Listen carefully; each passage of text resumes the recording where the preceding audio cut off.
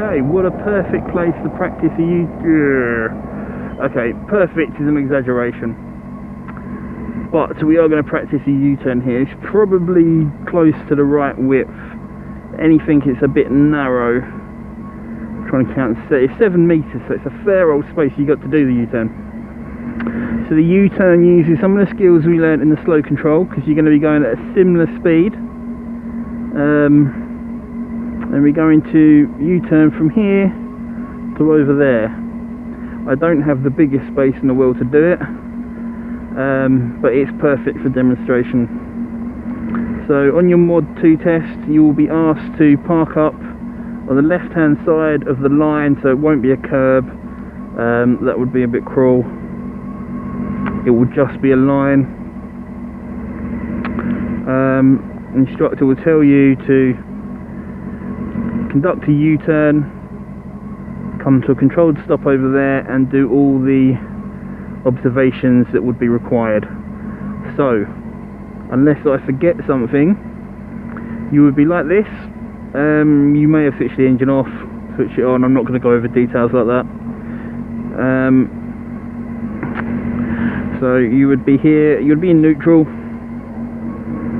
with your foot on the rear brake under control, so the bike's under control at all times. Never sit there in neutral, just your feet down. I'm sort of skipping over these things because they're sort of common sense, but yeah, always keep the bike in control. If you've not got your foot on the rear brake, your hand should be on the front brake, so that nothing rolls, nothing moves. Okay, so I'm going to put my hands on the front brake, my foot down, foot on the gear peg, put it into first. I'm going to switch back again, put my foot on the rear brake, and make sure that's down before I release the front brake. So at no point could the bike have rolled anywhere.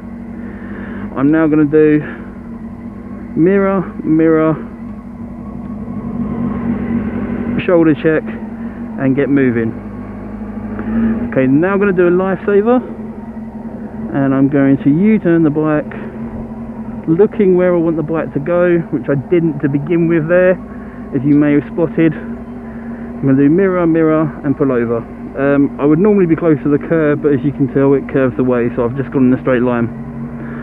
Easy. So I'm going to do that again. Just wait for this car to go. It's not going to be coming this way, is he? It's a dead end.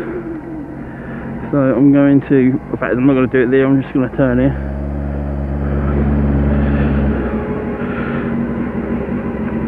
So mirror, mirror, nothing coming. Lifesaver, and slowly turn, keep the revs up, look where you need to go, and the bike will take you there. So I've made it, you know, meter inside the curb.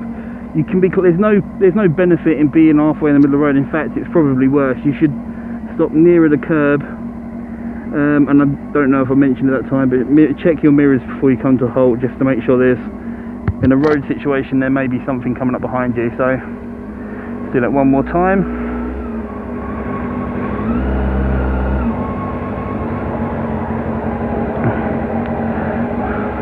Such a good one as well.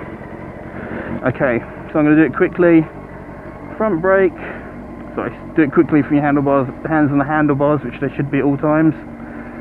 So front brake, foot off rear brake, foot on gear peg, clutch in, pop into first. Now foot off the gear peg, back onto the rear brake, release the front brake, we're ready to go. Mirror, mirror, nothing coming, shoulder check. Okay, and lifesaver, and slowly bring it round, looking where you want to go, and put it safely, mirror, mirror, next to the curb. So I'm going to pop it back into neutral, release the clutch, release the front brake because I'm covering the rear brake, and wait for instruction. That would be a pass, easy. I mean, obviously you wouldn't have that shitty gravel back there on your test centre. It's actually made from some shell type concrete, and it's really grippy, so when you come around to doing your kind of emergency stop, that's kind of, you know, a bit risky, but in your head anyway, you think, oh, the wheel's going to give way.